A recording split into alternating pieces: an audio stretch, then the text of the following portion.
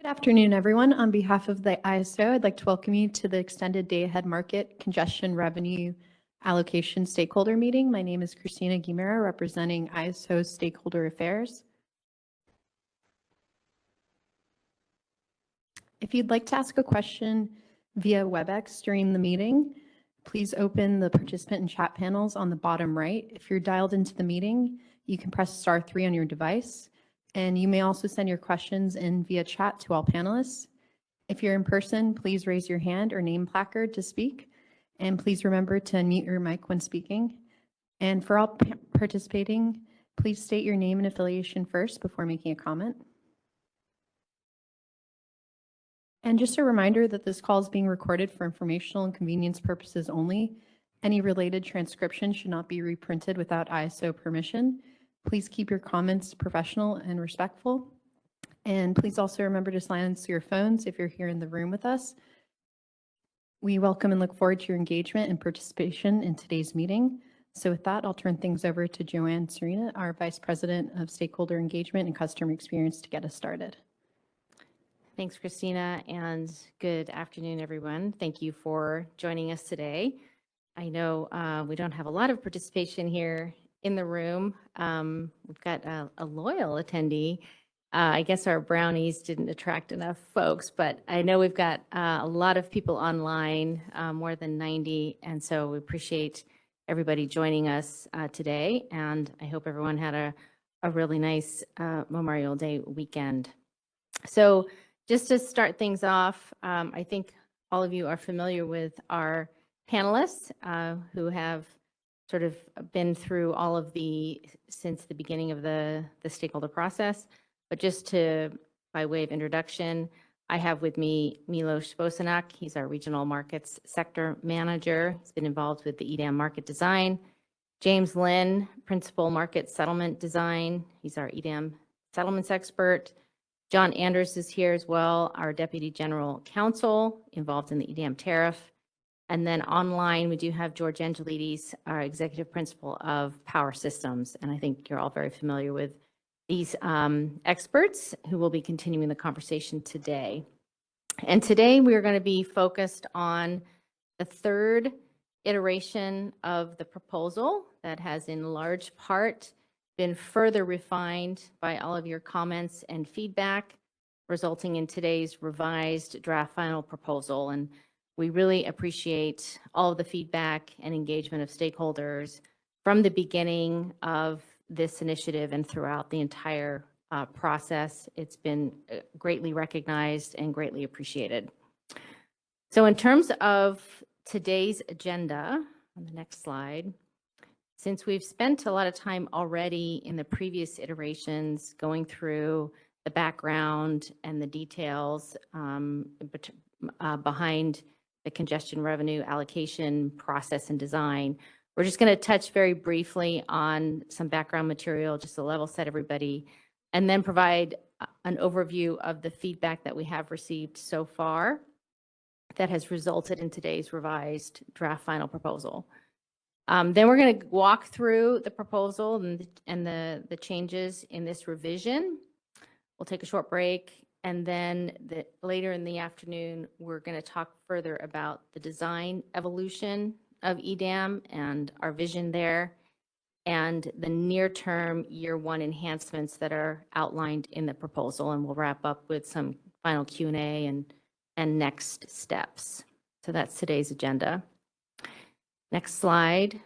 In terms of stakeholder process, in this particular round, we received 26 sets of comments. So again, lots of engagement from stakeholders, which we really appreciate. And the refinements to the proposal really include a commitment to evolve the design and the introduction of a near-term design enhancement for year one of EDAM, which we will talk in more detail about. I did want to highlight that we did adjust the schedule so that we had time for this revision and this iteration with stakeholders. So we've adjusted the schedule and plan to present to the board in June for a decision. And so next slide, in terms of overall schedule, you can see here from March 17th, we've done a couple of iterations, as I mentioned, of the proposal, and we're now sitting at March 27th with the revised draft final proposal. The next step is going to be June. We're going to open up a comment period. The comments will be due June 2nd. Although it is a shortened window for comments, we feel that there's been quite a few iteration around comments, and that should hopefully be able to suffice for this round. June 6th is when we plan to publish the final proposal, and then June 19th, you'll notice we just scheduled on the calendar a session for the Board of Governors and WEM governing body to present the decision at that time. All right, so with that, I'm going to turn it over to the team, particularly Milosh, to kick us off with the revised draft final proposal. All right, thank you, Joanne, and good afternoon, everybody, and thank you very much for joining the meeting, and thank you again, just to echo Joanne, thank you for your engagement throughout the initiative. We started this in mid-March. This is coming towards the board decision in June, roughly a 3-month period. We've gone through a number of iterations of proposals. We received 54 sets of comments thus far on the different proposals. And then there's one more round of comments pending here on June 2nd. So we really appreciate the extensive engagement, the input, and hopefully you can see some of your comments shaping the aspects of the proposal, because all of these refinements were driven by the stakeholder comments received thus far. I'll start with a little bit of background, just level setting on this slide. We'll get into some of the comments overview and a summary of the proposal, and then we'll jump into more the proposal components and elements. But in terms of the background here, if you all recall, the initiative is narrowly focused on congestion revenue allocation arising from parallel flow effects across the EDAM balancing areas. How does the market operator allocate those congestion revenues associated with parallel flows amongst the EDAM entities? And as a reminder, the current EDAM design allocates all congestion revenues to the EDAM balancing area in which the internal transmission constraint is located. So all congestion revenues that are arising as a result of or associated with that constraint flow back to the balancing area where the constraint is located. And this is consistent also with the current design in the EIM for congestion revenue allocation.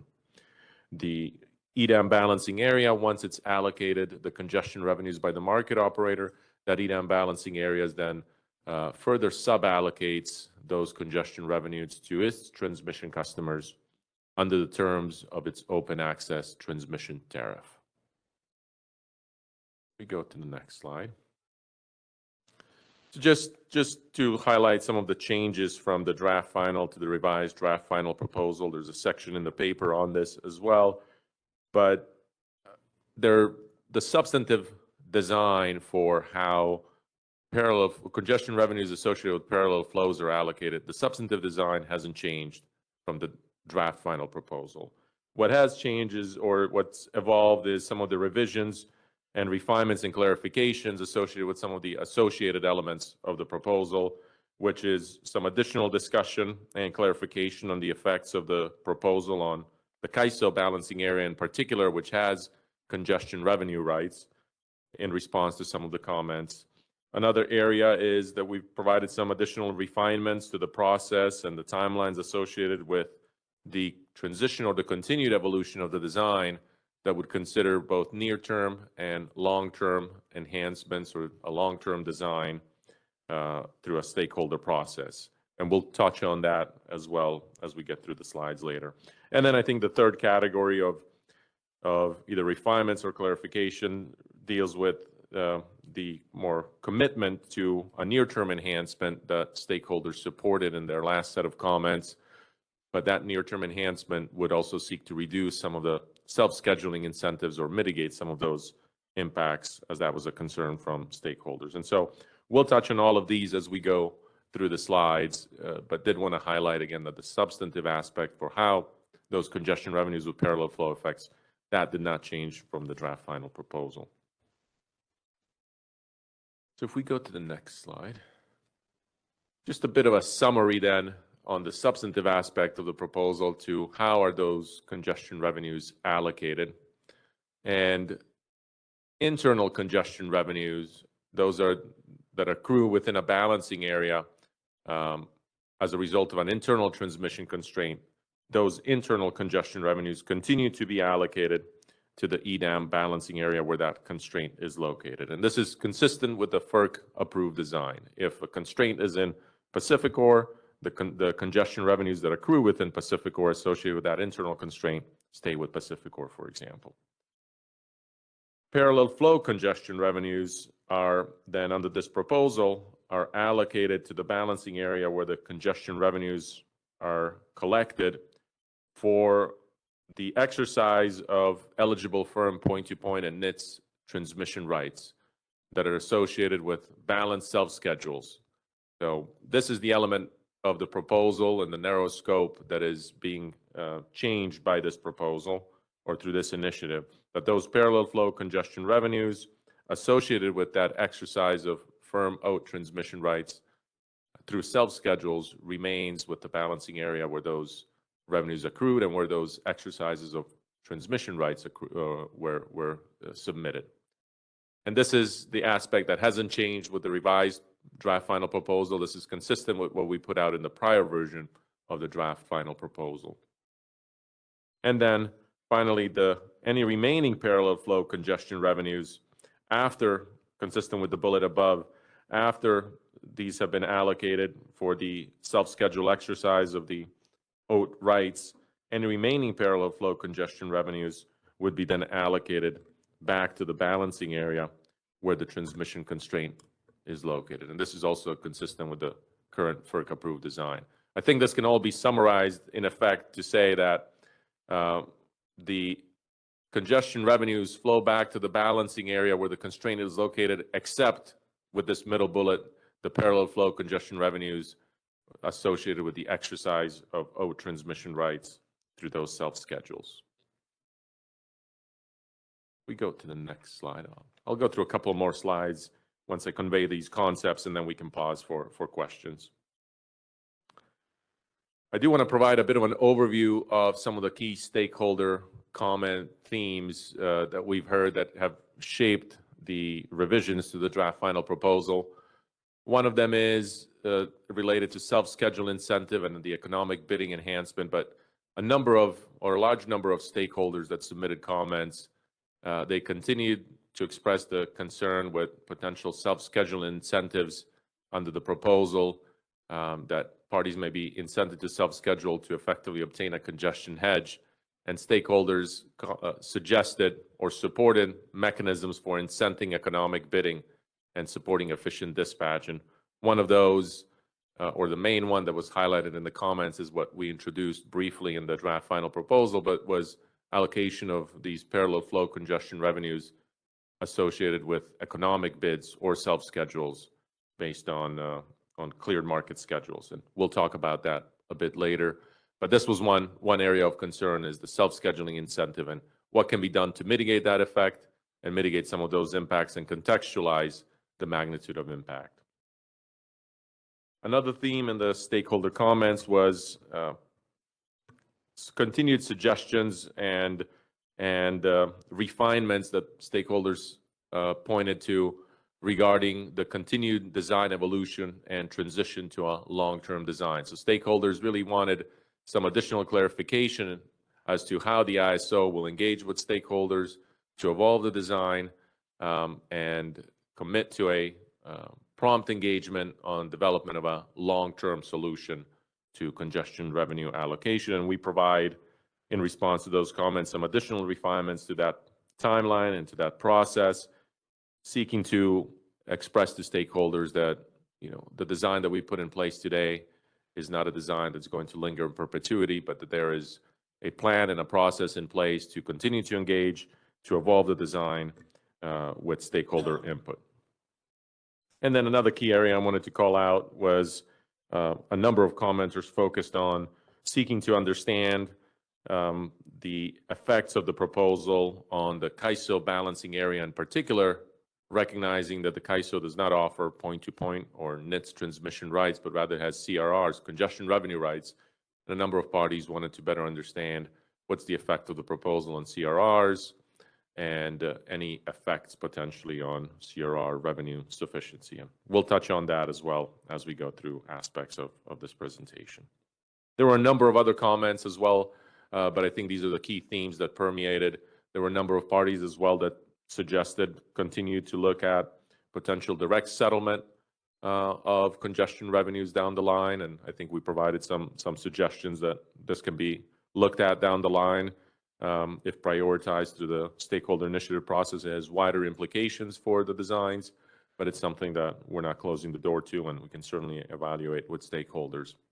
Some parties also, although less than the first time around, continue to suggest that we should continue to look at carve-outs of transmission rights as a way of mitigating some of these impacts. And as we've noted before, I think this is a little bit out of scope for this particular initiative, but it's something that can be continue to be looked at if necessary, albeit there is a number of issues pending at FERC related to that particular topic. Okay, if we go to the next slide, please. I do want to highlight some of the key considerations of the proposal, or what the proposal ultimately tries to achieve. And one of them is that the proposal now targets or provides a more refined allocation to the congestion revenues associated with parallel flows in the day-ahead market. Because it's associated with the exercise of the eligible firm out transmission rights through self-schedules. If you remember, when we started this effort back in March, we introduced a potential option for consideration where effectively all parallel flow congestion revenues are staying in one balancing area where they accrue. And there was a number of comments there that went to the opposite end of the spectrum and broadened the allocation of those revenues beyond what's needed to help satisfy some of the congestion cost management for the exercise of out rights. And so we've refined that proposal in the last iteration to be really focused on the allocation of those parallel flow congestion revenues to EDAM entities associated with the exercise of those out transmission rights through those self-schedules. So it's a bit more of a refined and narrowing of the proposal. And then this allocation of these congestion revenues, or these additional congestion revenues, allows the entity then, the EDAM entity, to sub-allocate these revenues that they would not otherwise receive under the existing design, allows them to allocate it under the terms of their OAT and to help manage congestion cost exposure for transmission customers to the extent that they provide so. So this is responsive to those customer concerns that were originally raised that somebody exercising their OAT rights may be exposed to some additional congestion cost exposure that's unmanaged. This provides those revenues back to the entity to be able to provide further sub-allocation under their open access transmission tariff terms. The broader design also, that we'll touch on later, but establishes a plan for monitoring of performance of this design, and it introduces a number of key areas and information that will be monitored to evaluate the effects and impacts on congestion revenue allocation, prices, and it provides also transparent forums for sharing that information. And we'll highlight that again a bit later. It also establishes a stakeholder process that will reconvene prior to the launch of EDAM in 26 to evaluate long-term congestion revenue mechanism designs, and looking at a spectrum of designs and engaging with stakeholders over a period of time to evaluate that long-term structure to congestion revenue allocation. And finally, this proposal also commits to a further near-term enhancement as part of year one or soon thereafter in response to stakeholder concerns and to mitigate or reduce the potential self-scheduling incentives, while also enhancing some of the symmetry in application with the CAISO balancing area, which doesn't provide those same types of transmission products. So we'll go just through the next two slides and then we'll pause for questions, but let's get into the next slide, more specifically on this proposal in a simplistic illustration, just to convey the design. But the proposal, as I mentioned, is for parallel flow congestion revenues to be allocated to the balancing area where these revenues accrue or where they're collected, associated with the exercise of eligible firm point-to-point and NITS transmission rights through or based on balanced self-schedules. So it's based on the exercise of the OAT transmission rights that transmission customers have registered with the market operator, and they've received a contract reference number or CRN, and then they self-schedule that exercise of those transmission rights. And any parallel flow effects, congestion revenue parallel flow effects, would be then sub-allocated or allocated back to the EDAM entity to sub-allocate under the terms of their OAT. The eligible transmission rights consist of the long-term and monthly firm point-to-point and NITS transmission rights, which includes conditional firm, and it's also consistent with the EDAM entity OAT terms and conditions.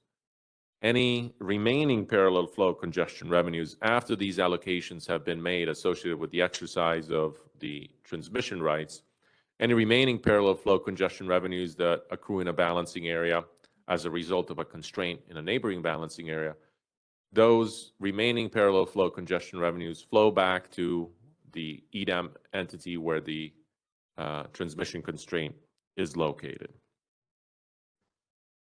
So on the next slide, just to illustrate this a bit more simplistically, consistent with what we've done in the prior illustrations and the prior proposals, is you've got two balancing areas on this graphic. The transmission constraint is located in balancing area 1, there on the left side. And so the question is, how are these congestion revenues allocated? What congestion revenues are allocated to balancing area 1? What congestion revenues are allocated to balancing area 2, resulting from the transmission constraint in that BAA 1? So in this scenario, the balancing area 2, and this is the crux of the proposal, balancing area 2 would be allocated any parallel flow congestion revenues that materialize in balancing area 2 that are associated with the exercise of the eligible firm point-to-point and NITS transmission rights. If there's any transmission customers that are exercising their rights in BAA2 through that balanced self-schedule, and there's price differences that are affected as a result of the constraint in BAA1, those parallel flow congestion revenues would be allocated to that balancing area 2 so they can sub-allocate under the terms of their tariff. And then BAA1 would be allocated the internal congestion revenues that are materializing within the balancing area as a result of that internal constraint. That doesn't change by this proposal. This is consistent with the current design, and it's not changed by this proposal. And BAA1 would also be allocated any remaining parallel flow congestion revenues that may materialize in BAA2 after the allocations have been made associated with the exercise of the firm point-to-point and NITS transmission rights. I think we can pause here for questions, because in the next couple of slides, we're going to get into an area where stakeholders had some questions about the effects of the proposal on the CAISO balancing area and CRRs, but I want to pause here for any questions on the substantive aspect of the proposal for parallel flow congestion revenue allocation. All right. Just a reminder for those of you virtual, please raise your hand in the WebEx and we will call on you. We do have Stephen in the room. Hi. Yeah, going back to the slide before where you mentioned that the remaining parallel flow congestion revenues are allocated to the balancing area where the transmission constraint is located. Do you have any estimates or even thoughts as to what the relative size of that would be? at least in relation to the self-scheduled amounts? No, I don't think we have it at this time. I think that would be a challenge to try to estimate, just because of the expanding footprint, the constraints that are yet in the process of being modeled, and the effects of those constraints in the day-ahead time frame. So we don't have a particular estimate at this point, unless you want to add anything. Yeah. Is there any chance that we could get an idea through the market sim, or? What do you think? It's going to be dependent upon how much my configuration is done by then. I should be able to develop a script that can give me an idea, but I won't know exactly until we start actually doing market simulation. I built the script off of it. Okay, thanks. All right, doesn't look like there's any other questions virtually. Hold on one second. Mike, go ahead. Hi, this is Mike Castellano from GDS Associates. So just a quick general question about the nature of this is the revised draft final proposal. It seems like you guys haven't really done much to respond to Scott Harvey's comments in the last MSC meeting. And I was just curious if that's something you had thought through or looked at. And just, a quick note, the changing it from self-scheduled to what's scheduled and cleared doesn't materially change that incentive, because you could still bid -50 or 0. And you still end up in a place where, unlike the original concept for CRRs in the, the early days of market design, you're not decoupling market action from transmission rights or transmission rent allocation. You're still giving people incentives to bid or behave in the market based on how their congestion revenue is going to be allocated. Thanks. Thanks, Mike. Yeah, I think we'll get to an aspect of that later. That's part of the near-term enhancement that would enable allocation, also based on economic bidding of cleared market schedules. But in the near term, or this immediate proposal, we have not. This is just based on self-schedules at this stage, and the near-term enhancement tries to then reduce some of the effects or mitigate some of the impacts or incentives to self-schedule. I think we also, in the paper, provided a bit additional information on what's the potential breadth of impact of the exercise of OAT rights, looking particularly at Pacificor's balancing area and who holds what transmission rights, and what's the magnitude or the level of risk associated with a self-schedule incentive. So we spent a little bit of time in the proposal talking about that and some of the limited impacts, I think, or limited incentive to self-schedule just because of who holds transmission rights. For example, in the Pacificor's balancing area, the PAC merchant holds about 95% or so of the designated network resources, and they've made indications that they're not driven by a self-schedule incentive to obtain a congestion hedge. And you would expect then that at that point in time, there's not, at least if they're not driven squarely by that incentive, the effects of that incentive are limited. But nevertheless, we've introduced a near-term enhancement that we'll talk about here shortly for year one that would enable parallel flow congestion revenue allocation, also based on economic bids and cleared market schedules, whether self-scheduled or economically bid. Right. Let me just try to restate the second part of what I was trying to convey. Using the cleared schedules, whether it's self-scheduled or economic bid, tying it to cleared schedules, you still have a very similar incentive problem, because you can still, you could bid at -50 if, on your generation side. And that's obviously not going to be resembling your marginal cost, right? You still have an incentive. Instead of self-scheduling, you have an incentive to bid in a way that ensures that you get scheduled no matter what.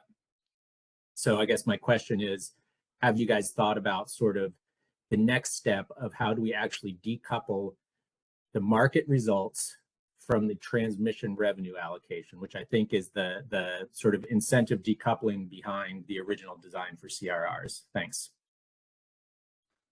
Yeah, Mike, I think you're getting into what's the second phase of the discussion in regards to possibly entitlement rights and creating something that is equal to or similar to congestion revenue rights within an EDAM balancing authority area. But that is going to require some significant discussions with everybody. Yeah, and Mike, I think that would be part of that long-term spectrum of options discussion that we would start here before EDAM, aftermarket simulation. But yeah, it will be considered as part of a spectrum of solutions on a long-term basis. All right, thank you. All right. Thanks, Mike. There is a question in the chat from Adam Swadley. If firm point-to-point or NITS rights are exercised through a day-ahead self-schedule in EDAM, does the self-schedule carry through to real-time, or could these schedules be resubmitted with economic bids in real-time?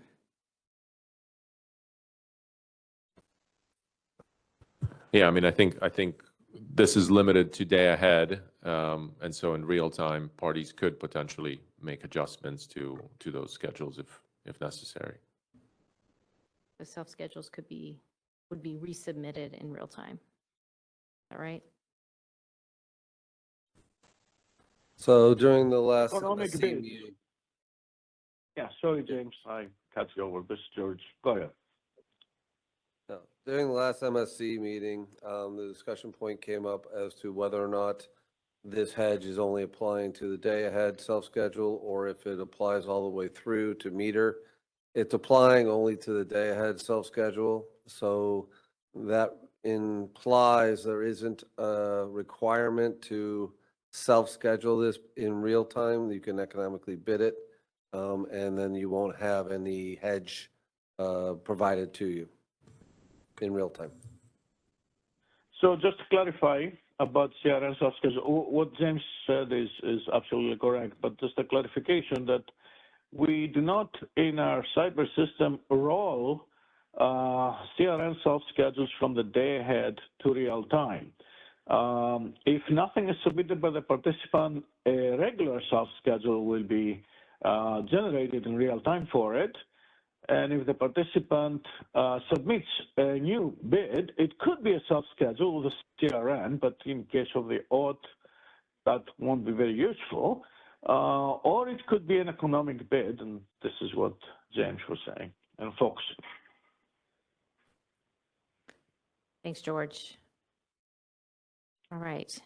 I don't see any other comments in the chat or any other questions virtually. Mike, I think that was prior. Yeah, okay. I think we can proceed, Milos. Okay, let's go to the next slide. So as part of this next phase of the discussion, this is in particular related to stakeholder comments associated with the CAISO balancing area application and effects on CRRs.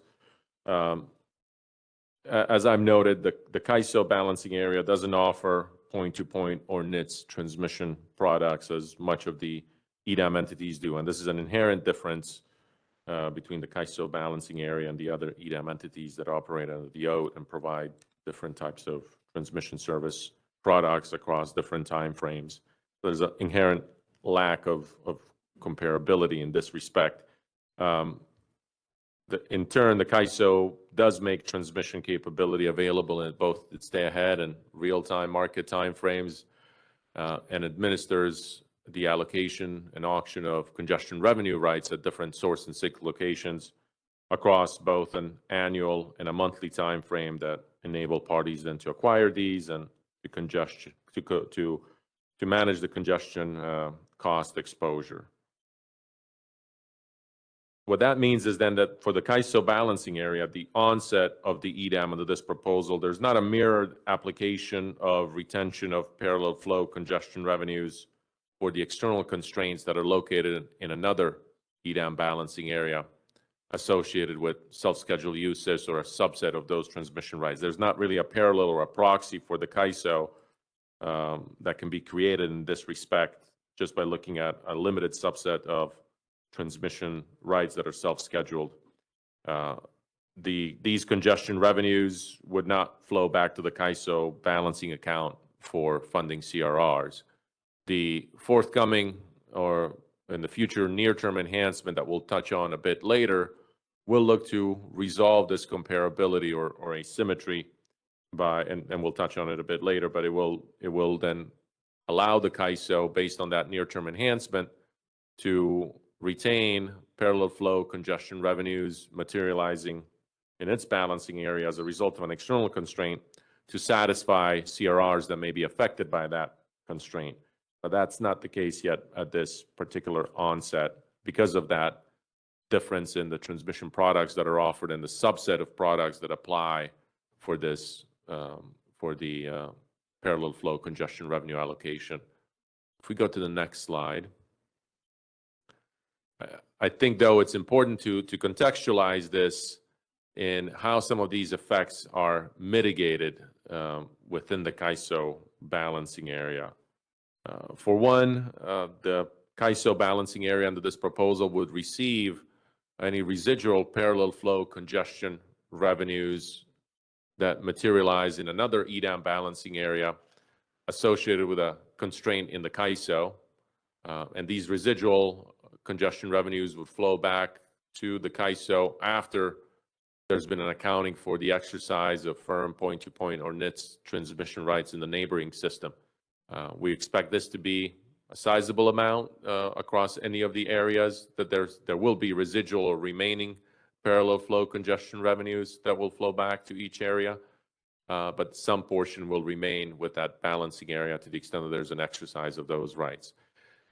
These additional congestion revenues are incremental to what the CAISO receives today in satisfying its CRRs. We don't receive these congestion revenues prior to the EDAM today, and those additional congestion revenues will flow into the CRR balancing account and will help fund further CRRs. The CRR holders will be paid out based on the CRRs, and these additional revenues will flow into that balancing account. Another key consideration or mitigating factor here, at least in the near term, is that, as I'll mention here, the CAISO is going to look at CRR modeling enhancements that will take into account or look to model the effects of schedules or transmission uses in neighboring EDAM balancing areas in order to improve the accuracy of the CRRs that are awarded or made available, seeking to reduce some of that CRR underfunding risk to the extent that there are CRRs at locations that are otherwise significantly impacted by those neighboring schedules or neighboring transmission uses. And then I think I'll note a third piece here is that's a mitigating factor, but it's the starting footprint here is fairly limited with both Pacificor and PGE, that the effects we expect are here to be small. Of the congestion revenues of the CAISO would not necessarily be allocated under this particular design, but we do recognize the need to move towards that near-term enhancement and continue to evolve this design as the footprint is growing and just ensure that there's that scalability in design as additional parties join the EDAM as the footprint grows. And so with that, the ISO will be scheduling in June a CRR workshop because this is ultimately a CAISO balancing area specific topic. CRRs are only offered within the CAISO balancing area. We'll be scheduling a workshop to discuss the CRR modeling and what potential considerations or enhancements could be considered within the modeling of CRRs as the EDAM launches and modeling of particular uses and schedules in neighboring EDAM balancing areas, and also discuss the settlement of CRRs in EDAM. The CRR questions don't emerge as a result necessarily of this particular proposal. It's driven by the move to EDAM, and even under the current FERC-approved design, some of these questions would have to be answered and considerations would have to be made about modeling and the settlement of CRRs in EDAM. So there will be a separate workshop that we'll schedule this coming month. We haven't yet scheduled it, but we'll announce it here soon to discuss some of the modeling enhancements and the settlements of CRRs in EDAM. Anything you want to add?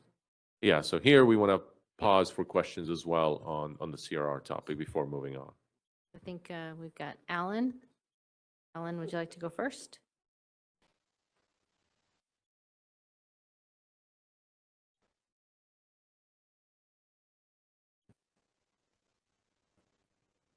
we've got Alan on. Alan, you mute. might be double muted if you're trying to speak. There we go. Can you guys hear me? Yes, go ahead. Okay. Alan Meck, PG&E.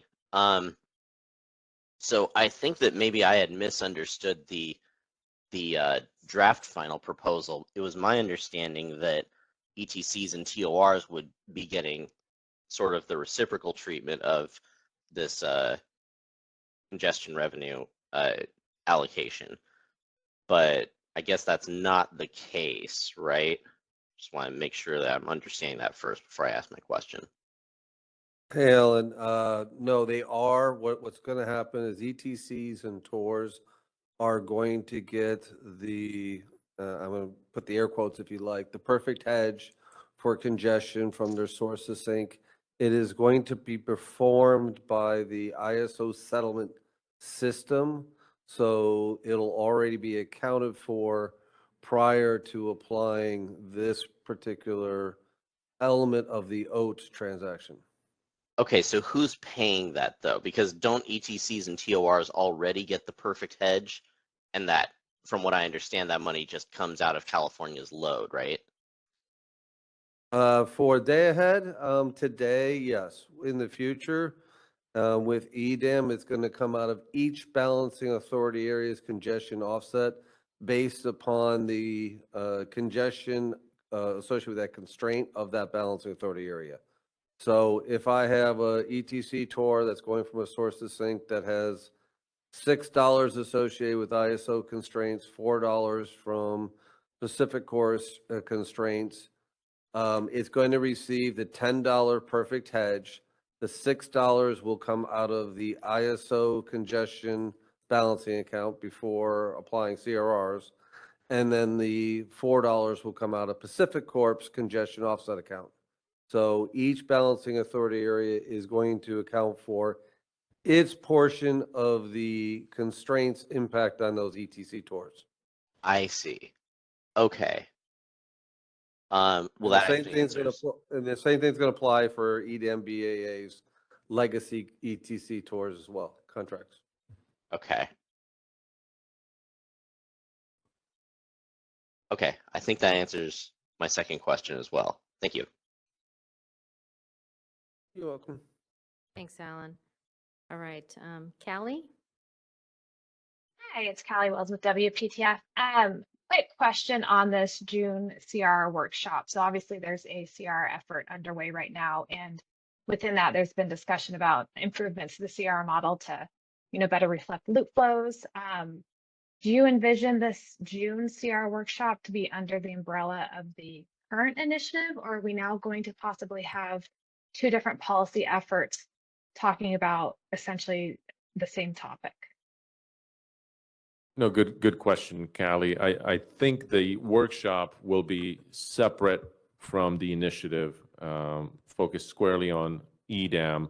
Whether we're not envisioning necessarily it leading to a separate initiative, but it's more of a workshop led by our experts that manage CRRs as to how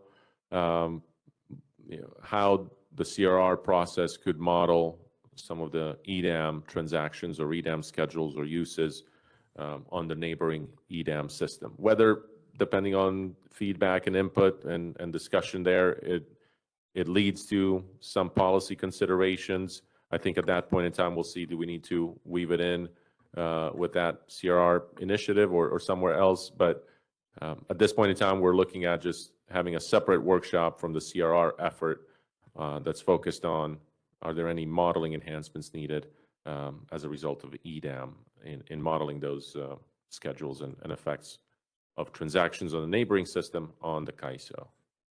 Okay, yeah. I mean, my initial feedback is I think it would be extremely important to make sure whatever conversations take place in this June workshop flow into the CR effort, because again, that topic has already been raised in the CR effort as to how can we better improve the CR model to account for things like loop flows, which is a very similar concept. So we just want to make sure that the conversations are aligned, and we don't kind of go down two different paths for tackling the same problem.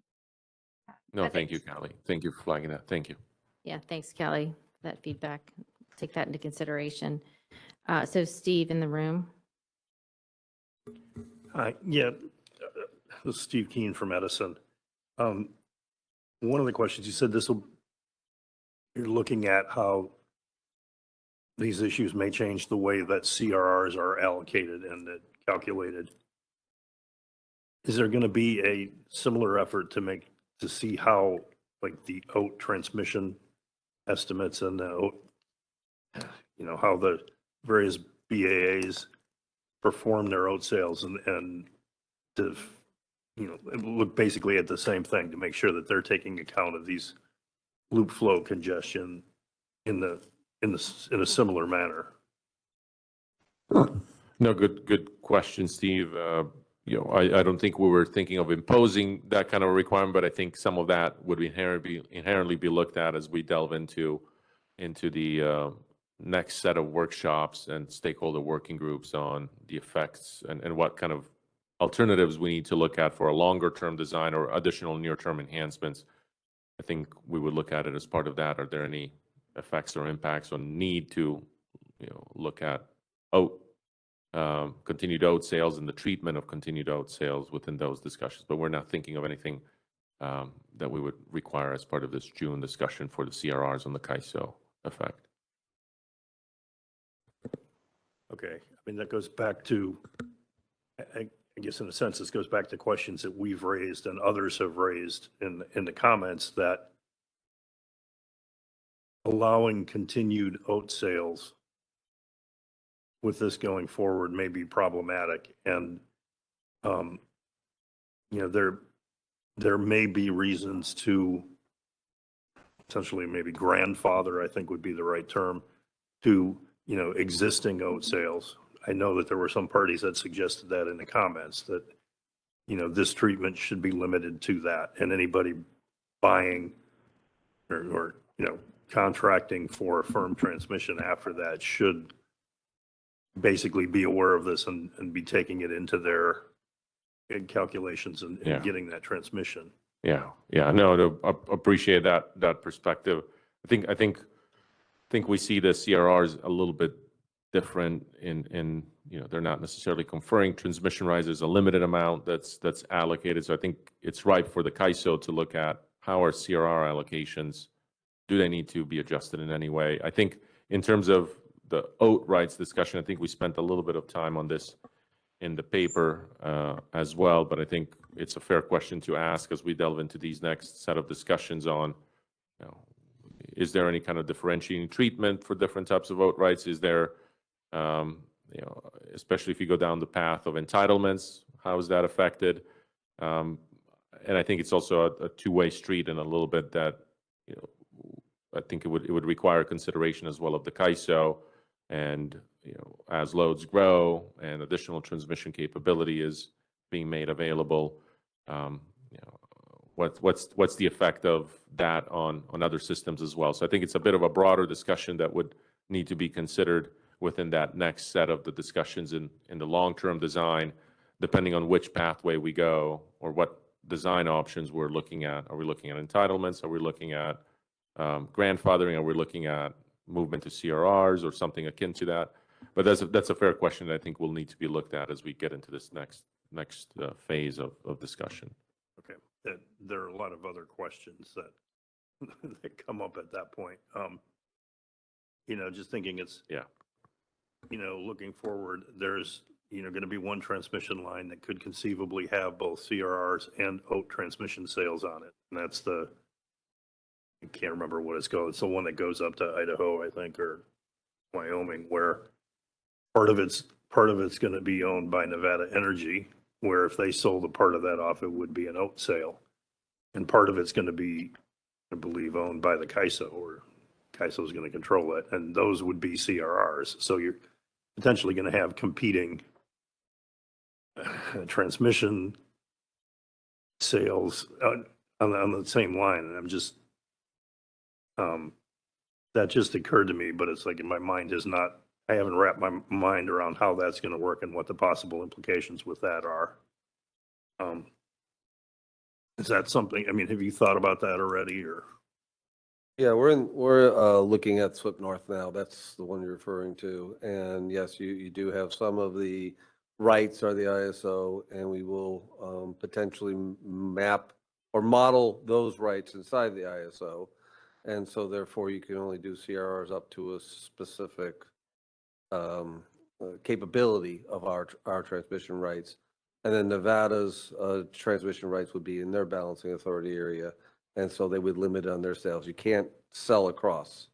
So we are going to have to take that in consideration as SWIP North comes on, but we are looking at that now. Okay. All right. Oh, that's it for now. All right. Thanks, Steve. So let's go to Kathleen.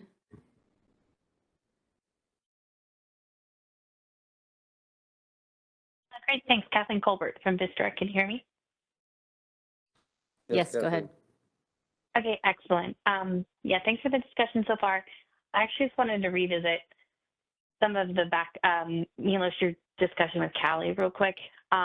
So I guess one additional thing I wanted to flag, and then I have a question about how we could maybe best help you between now and when we have that next tier conversation. But the thing I want to flag is, so I know at least Vistra, but I believe others actually scoped it into the CRR enhancements, the need to look at CRR modeling enhancements, given how our market is changing under EDAM from the beginning of that effort. So it is actually firmly in scope.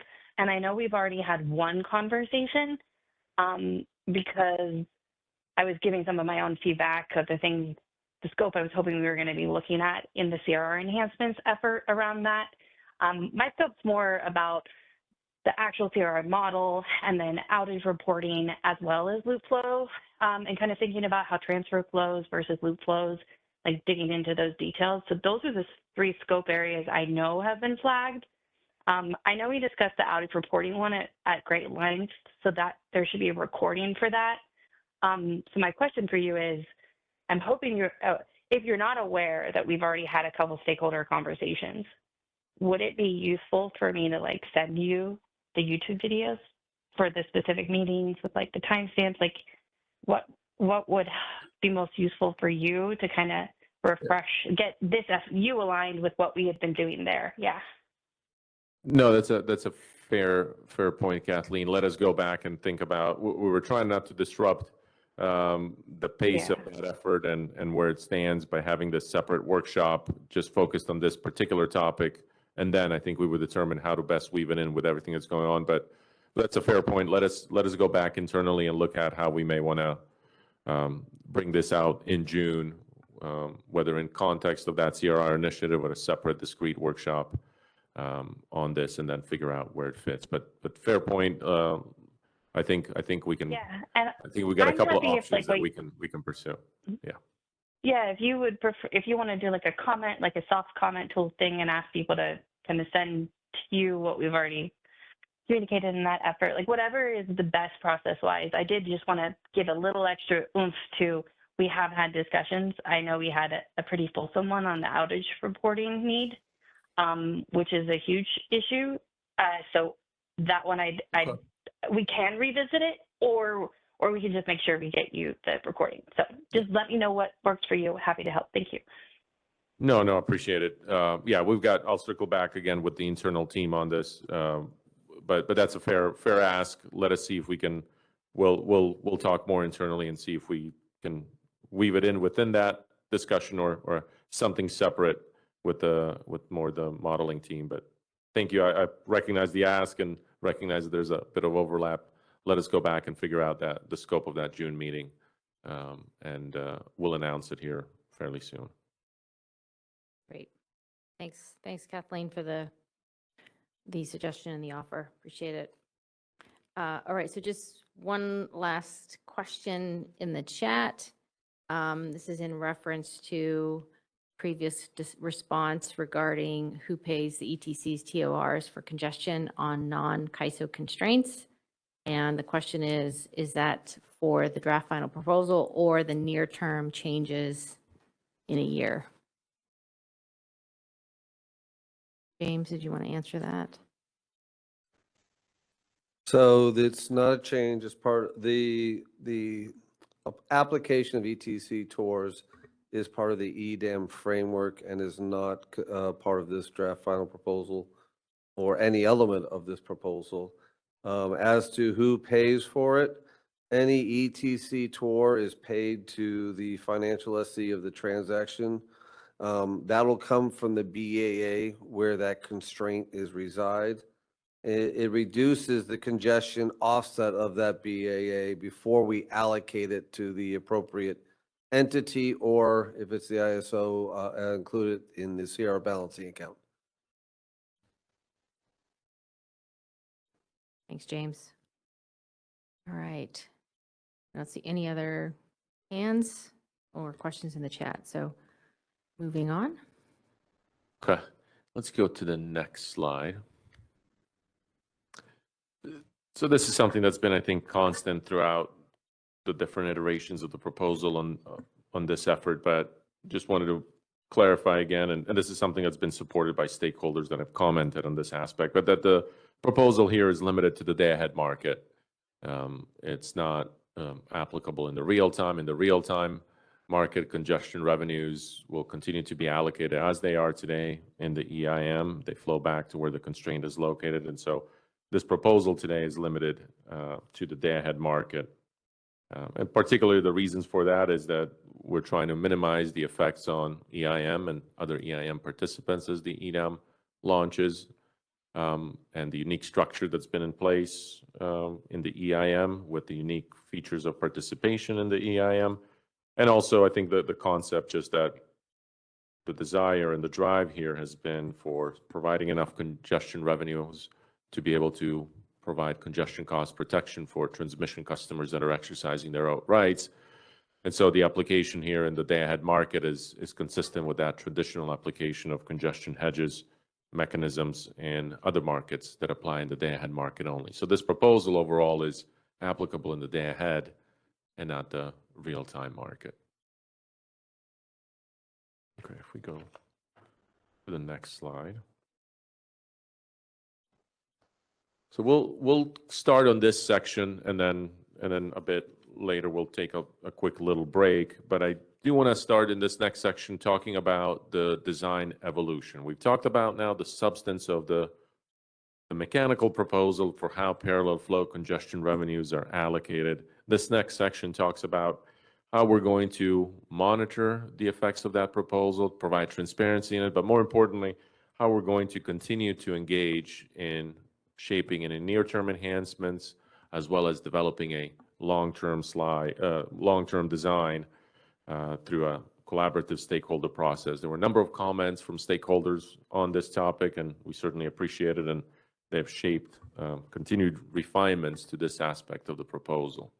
If we go to the next slide, we'll start with just some of the monitoring and transparency provisions. Stakeholders supported this aspect and how it was defined in the draft final proposal, what information we're going to monitor and how we're going to provide transparency in it, recognizing that it'll be important at the onset to understand the actual operational impacts of this proposal, how constraints are binding across the EDAM footprint, and what effects does that have in terms of congestion prices and congestion revenue allocation. And so what we outlined in the draft final proposal and what we retained here in this revised version of the draft final proposal is the same thing of what we would monitor. We would monitor the binding transmission constraints and the frequency of those binding constraints across the EDAM footprint and the discrete balancing areas that make it up. The make up the EDAM, the effects of those constraints on congestion prices across the footprint and the individual balancing areas. We'd also look at the allocation of congestion revenues that results from those constraints across the EDAM balancing areas, as well as monitoring the frequency of self-scheduling and the exercise, particularly of those owed transmission rights through self-schedules. We've noted that this is something that we desire to provide frequent updates to stakeholders during the first EDAM launch or during the first year of EDAM operations. We will be providing fairly frequent reports, I believe monthly, on EDAM operations, and it will be part of those reports. And then further, during the quarterly marketing and performance forum that's run by Guillermo and his team, there will be a section associated with sharing this information. On the next slide, we'll talk a little bit about the continued stakeholder process, but we would also envision providing reports on a quarterly basis and presentations to the ISO Board of Governors and the Western Energy Markets governing body on this same data and these same results and patterns of congestion and congestion revenue allocation. Go to the next slide. The second aspect of this continued evolution and continued collaboration on developing any near-term enhancements and a long-term design is a commitment from us to continue to engage with stakeholders to evolve the overall congestion revenue allocation mechanisms and processes, both through consideration of near-term enhancements as well as the establishment of a long-term and durable design structure. A lot of the stakeholder comments on this particular element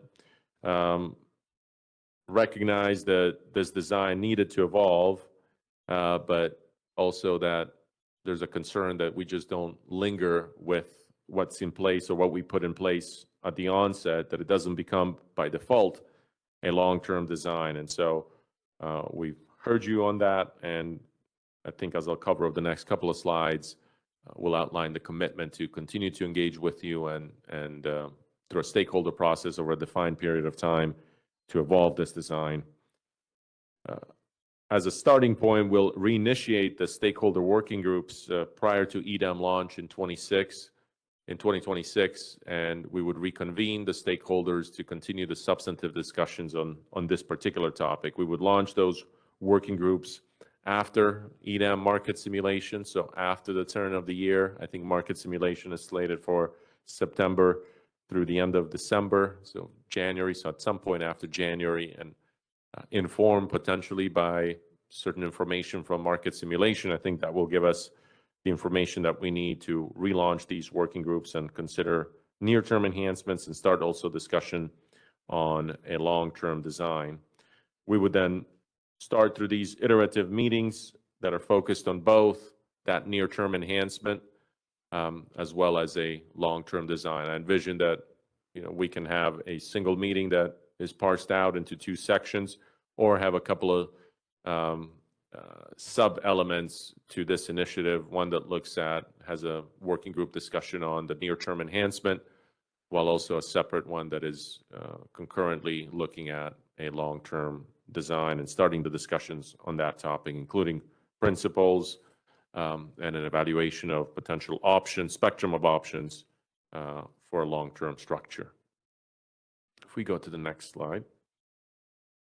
So just a little bit then of an overview of the stakeholder process that we plan or we suggest that we go through. I think, again, this recognizes those concerns that stakeholders have expressed of potentially lingering with this design over a longer time frame than desired, and a number of stakeholders suggested in the last set of comments being more pointed in the timing associated with the stakeholder process. If you remember, in the draft final proposal, I think we had noted that we would go through a 3-year stakeholder process, and then after that 3 years, we would evaluate the implementation structure based on the design that's identified in that 3-year period.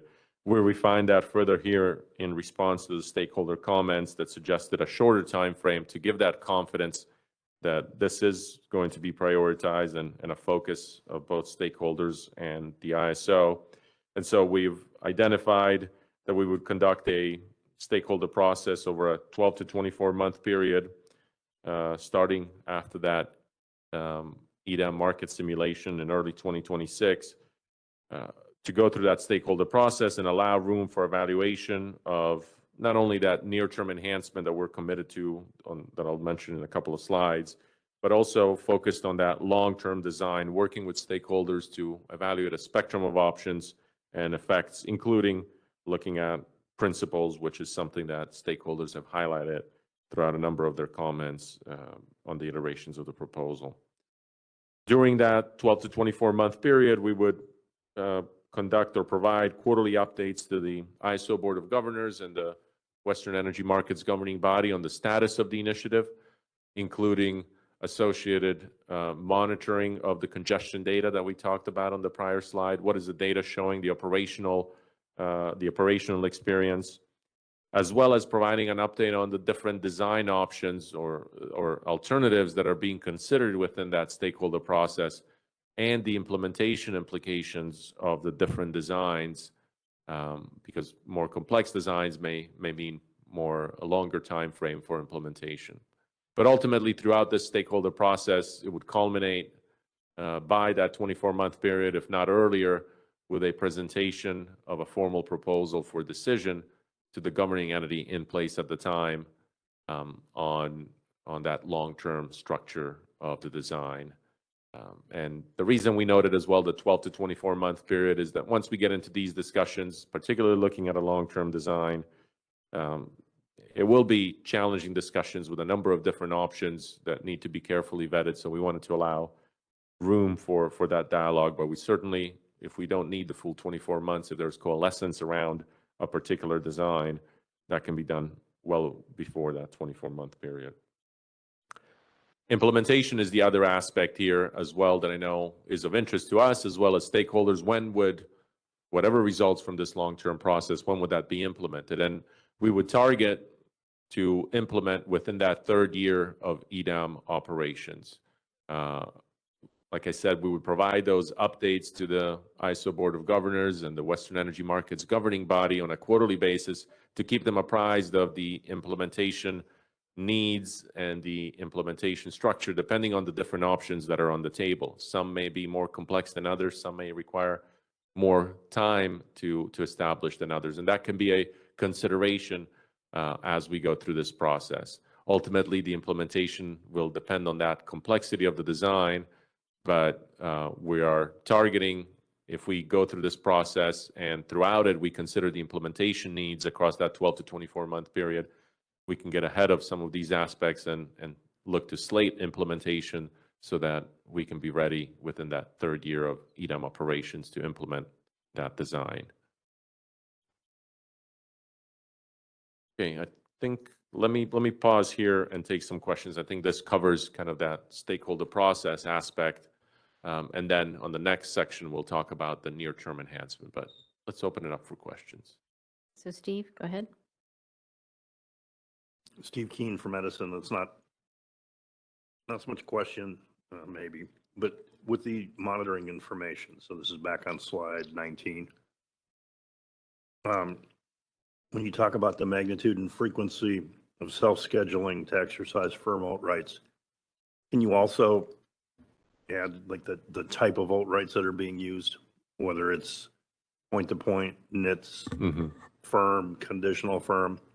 Yeah. And the other thing I think that would be useful there is whether it was a third-party sale or if it was essentially the BAA exercising its own rights.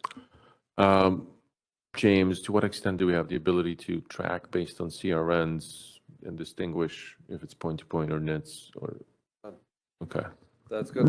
So we will be able to identify we have O1, O2 right now, and the CRNs associated with it. In order to get to the information that you're requesting, that would have to come from the entity themselves as to what's associated with NITs, point-to-point, or even third-party sales. But that doesn't. I think that's maybe a fair ask that we can. I don't know if we may be able to get on a quarterly basis, but that's something that we can certainly look to partner with the entity and see if they're able to share some of that information in aggregate. Okay, thank you. The other thing, and this is, I'm still myself trying to work through how this is going to fit in with the transfer revenues. And so I think some reporting, there as well, because like, as I understand it, the price differences at different nodes are going to depend on in addition to the congestion within each BAA, also the transfer differences across, in the transfer revenues. And like I said, I haven't finished thinking through all this stuff, but I think it would be helpful also to kind of provide some information on that so that people can see how much of this is being, how much of these loop flows are dealing with congestion caused, within a BAA and whether there may be causing congestion between BAAs through the transfer points. Thanks. Oh, yeah, so we will have the ability to identify transfer revenue between BAAs. There isn't necessarily a link to this draft final proposal because we're separating them. The congestion portion of any transfers from the generation to transfer to the load is going to be based upon ISL and ITC congestion only at the transfer location. But you will have physical congestion at the generation and load. But the transfer revenue is the marginal energy cost difference.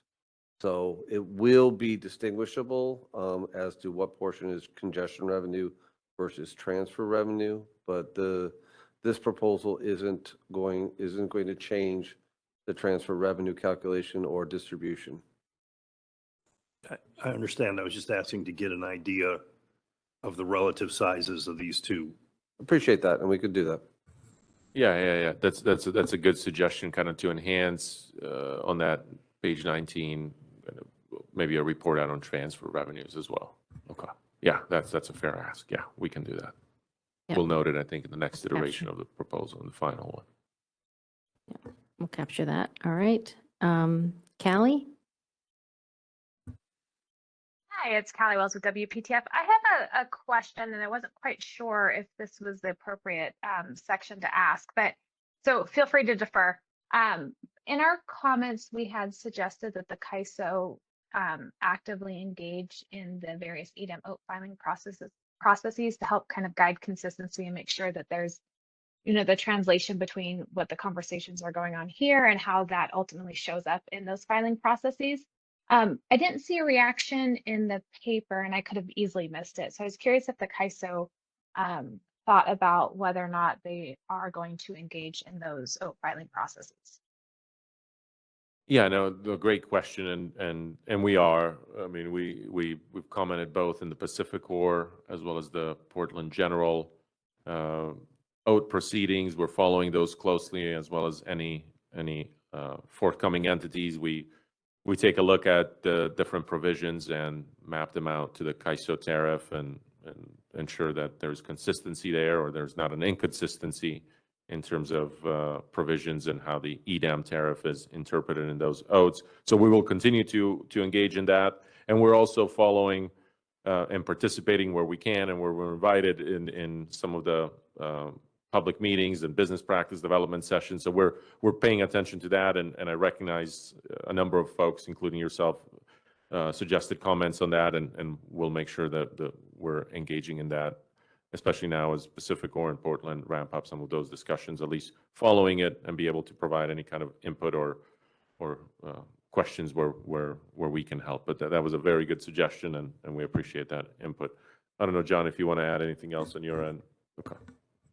Thank you, Callie, for that. That was a good suggestion. Yeah, and I appreciate that response. Do you know, and this is there, I think, the earlier engagement you guys can provide, probably the better. So I'm not sure kind of to what extent that engagement occurs before the actual filing is done, and then it's just through the comment period, but maybe proactive engagement was also kind of one of the things that we are thinking. Yeah. No, good question as well. And yes, we're engaging with them prior to the filings as well, trying to review the language, understand its connections to the EDAM tariff, ask any questions back and forth. And we've been following also their stakeholder processes. I think we presented at a few of both Pacific Core and Portland sessions. So we plan on continuing to do that, and we're engaged along the way. They reach out for us to questions to understand certain provisions of the tariff. We may ask questions of them as they're developing things, but we're fairly engaged as they move forward towards filings. Okay, great. Thank you. Thanks for the question, Callie. I know we're doing pretty well on time. We want to keep on going, and then we'll take a break here in a little bit. Yeah, we can take a break at the next steps. Okay. Just kidding. Yeah, I think we got 3 slides here for the near term enhanced, just to keep the momentum so that people can see the full picture, how it's shaping, because it's only, I think, 3 slides, but certainly ask questions as we go along. The next section is the near term enhancement. And I do want to highlight that this has been, I think, predominant across this last round of stakeholder comments. We introduced within the draft final proposal in passing kind of a recognition of the desire and the need to continue to evolve the design, not just on a long-term basis, but on a near-term basis. And so we put out a couple of different ideas or concepts that could be considered for near-term design evolution. And stakeholders in this last round of comments widely supported, or at least those that commented on this, widely supported the consideration of enhancements that would continue to incent economic bidding, reduce incentives for self-scheduling under this particular structure. And that's something that we wanted to make a stronger commitment on here in this revised draft final proposal. In particular, those stakeholder comments supported the enhancement where congestion revenues would be allocated, the parallel flow congestion revenues would be allocated, not only based on cleared balanced self-schedules associated with the OAT rights, but also if there's an economic bid associated with at locations that are associated with those OAT rights that have a contract reference number associated with them. And so allocating those parallel flow congestion revenues based on cleared balanced market schedules at those locations with OAT transmission rights. And we're committed to pursuing that enhancement. The enhancement would incent and enable loads and resources both to economically bid into the market that are associated with transmission rights, and they could economically bid or self-schedule, and there will be an allocation of parallel flow congestion revenues. And again, as we saw this in response to your comments, what we've heard from MSC and others, it can help and doesn't eliminate it, but it can help reduce or mitigate the incentives to self-schedule, which has been, like I said, a predominant concern across the different forums. We go to the next slide. And so in the revised draft final proposal, we try to put a little bit more structure as to what this design could look like. And this is an area while it's not part of this proposal to design it, it's something that we wanted to get stakeholder comments on as well and feedback. And there'll be a separate discussion on this particular element down the line. But we wanted to provide a bit of a structure as to how this design enhancement would work. And the design would effectively consider economic bids or self-schedules that are associated with those contract reference numbers for registered eligible firm point-to-point and NITS transmission rights. And then once those bids come into the market, whether it's economic bids or self-schedules, the balance cleared day-ahead schedules associated with those locations and that have those CRNs, the market operator then would allocate the parallel flow congestion revenues to the balancing area where the revenues are collected. And for the CAISO balancing area, what this also does is it provides a bit more parity and removes the asymmetry, because in the CAISO, while we don't have offer point-to-point or NITS transmission rights, by looking at the broader cleared balanced market schedules, the parallel flow congestion revenue that's associated with an external constraint could be allocated then to the CAISO based on the CRRs that are affected by that external constraint. And in effect, then the CAISO would be allocated the necessary congestion revenues to pay out those CRRs that may be affected by that constraint in another EDAM balancing area. And this would then bring that more parity or remove that asymmetry that may exist within the first or this initial proposal. Any remaining parallel flow congestion revenues after the allocation has been made based on these cleared market schedules associated with the balance cleared schedules associated with the OAT rights, any remaining parallel flow congestion revenues would flow back to the balancing area where the transmission constraint is located, similar to the current proposal here that's in front of us. This is as part of the near-term enhancement.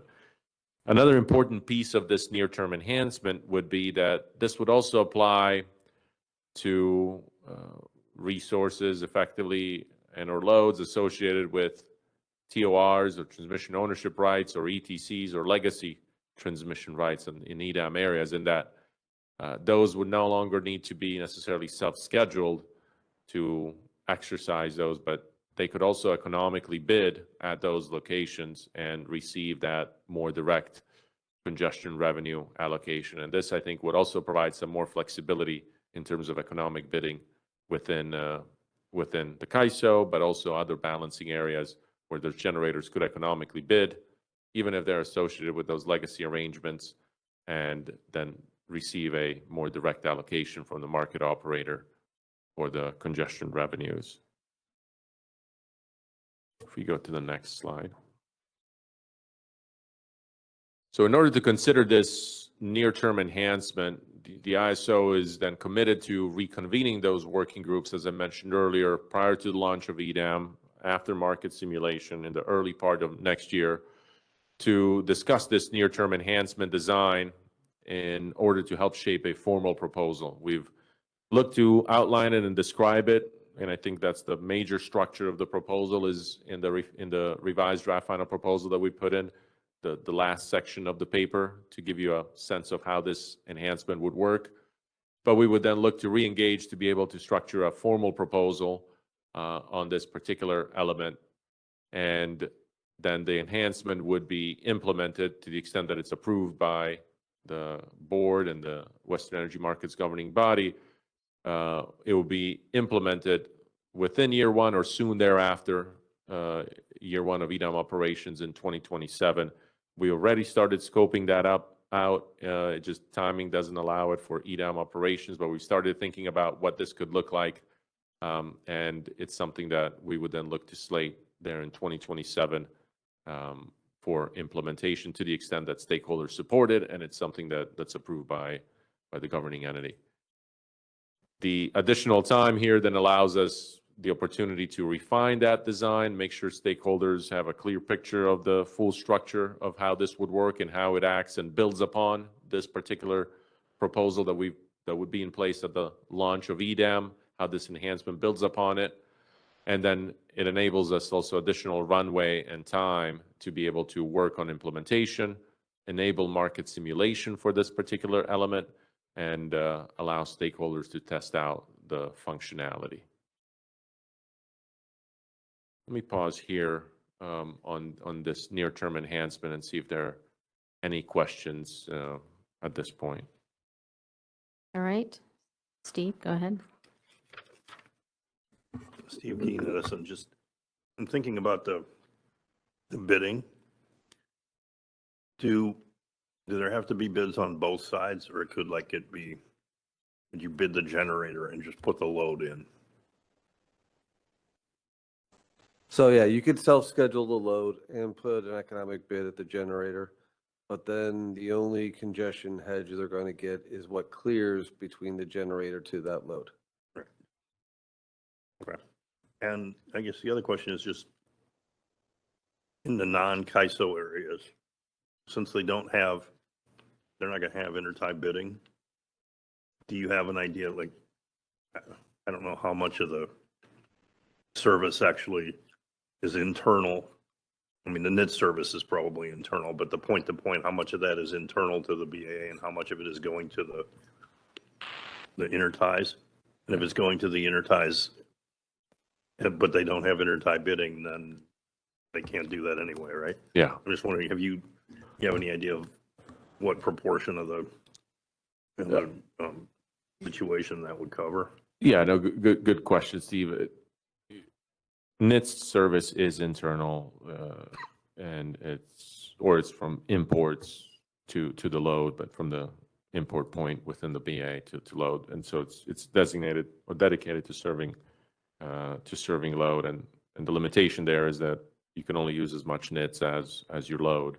But in terms of point-to-point transmission service, I think it varies by transmission provider. And the data that I think we've shared on the Pacificor system based on what's publicly available, and we put that in the revised proposal. I believe the full amount of long-term point-to-point transmission rights is either wheel-throughs or exports. It's not internal point A to point B, but it's really to export or to wheel-through. I think it varies by transmission provider. If there's any internal point-to-point rights use, I think the point-to-point doesn't lend itself for that necessarily. Depends on if the load is classified as a NITS customer, but which I think predominantly they are. So I think you'll see predominance of these point-to-point rights be wheel-through or exports, but there may be some in some balancing areas where there's limited point A to point B within the BA. Yeah, thanks. All right. Any other questions on the revised draft final proposal and key elements that Miloš has walked us through? We're doing really great on time, so it doesn't look like we're going to need a break. So I think we can get to next steps and then a final round of questions. All right, so next steps. So in terms of, we've had some good comments and feedback during today's meeting, but we do have a comments period that we've opened up. The template has been posted, and we are requesting comments by June 2nd. We recognize that that's a short window period for comments. If anybody has any concerns and needs to get comments in, please don't hesitate to reach out. But we're hoping that with the number of iterations that we've gone through and the adjustments that we've made to with the revised draft final proposal, that we should be able to be light on the comments, but we welcome your feedback. And given that comments period, we are targeting a final proposal to be published on June 6th. And as I mentioned previously, we have scheduled a special session for the Board of Governors and Western Energy Market Governing Body during the June 19th meeting to present the proposal for decision. So as Miloš mentioned, I think as you heard today, that we are committed to the evolution of EDAM, and it is an ongoing process. And, we certainly welcome your feedback on this revised draft final proposal in that it addresses many of the questions previously brought up. So let me open it up one more time for some final Q&A.